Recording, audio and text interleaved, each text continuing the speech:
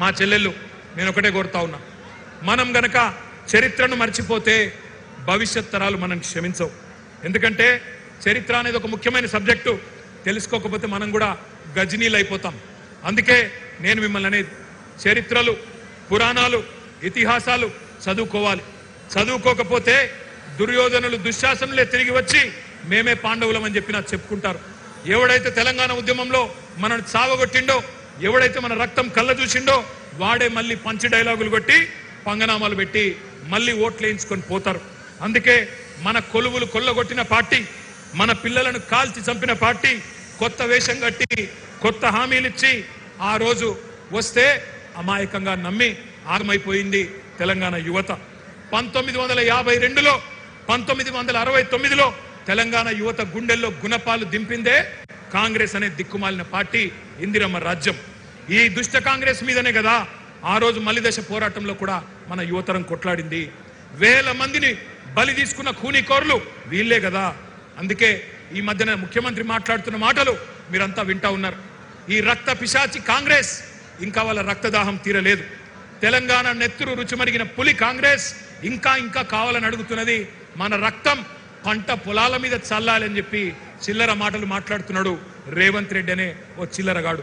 నేను ఒకటే అంటా ఉన్నా, ఈ కాంగ్రెస్ డిక్లరేషన్లు, రైతు డిక్లరేషన్ కావచ్చు, యూత్ డిక్లరేషన్ కావచ్చు, ఎస్సీ ఎస్టీ బీసీ మైనారిటీ మహిళా డిక్లరేషన్లు కావచ్చు, ప్రపంచ చరిత్రలోనే అతి పెద్ద మోసం అంటూ ఏదన్నా ఉందంటే కాంగ్రెస్ ఇచ్చిన మేనిఫెస్టో అని చెప్పక తప్పదు.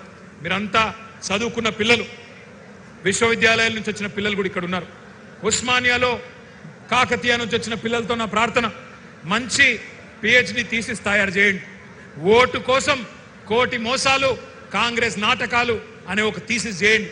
అందరూ కూడా, దేశమంతా కూడా తెలిసి రావాలి. ఎంత విచిత్రం అంటే ఈ మధ్యన కొన్ని మాటలు వింటుంటే నాకే నవ్వు వస్తున్నది. రేవంత్ రెడ్డి ఈ మధ్యన కొన్ని వేదికల మీద నీతి సూక్తులు చెప్తున్నాడు. మాట శాశ్వతం, అధికారం శాశ్వతం కాదు అని రేవంత్ రెడ్డి అనే దౌర్భాగ్యుడు చెప్తుంటే కూడా వినాల్సి వస్తున్నది. ఏం చేయాల కర్మ.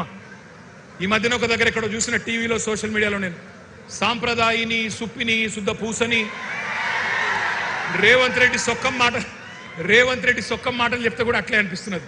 ఇక గీన చెప్పాలి మనం వినాలి. ఓటుకు నోటు దొంగ, 50 లక్షల రూపాయలతో అడ్డంగా దొరికిపోయిన దగుల్బాజీ గాడు ఇలా అవినీతి గురించి, నీతి గురించి, అశాశ్వతమైన అధికారం గురించి మాట్లాడుతుంటే నాకే గమ్మత్ అనిపిస్తా ఉన్నది. ఇంకా ఎన్ని ఫాల్తూ మాటలు. ఒక్కడు కాదు, కాంగ్రెస్ వాడు ప్రతి ఒక్కడు ఏమంటారు, ఒకడు 60,000 ఉద్యోగాలు ఇచ్చినామంటాడు, ఒకడు 70,000 ఇచ్చినా అంటాడు, ఒకడు 1,00,000 ఉద్యోగాలు అయిపోయినాయి అంటాడు. ఇక నాకు అర్థం కావట్లేదు.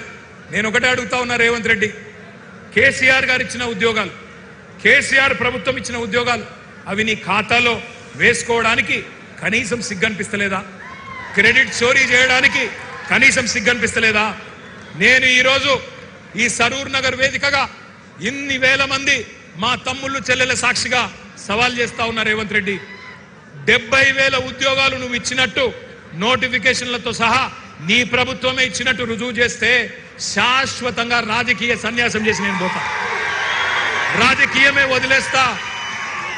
మీ రాహుల్ గాంధీకి అవసరమైతే జై కొడతా, నువ్వు రుజువు చేయి.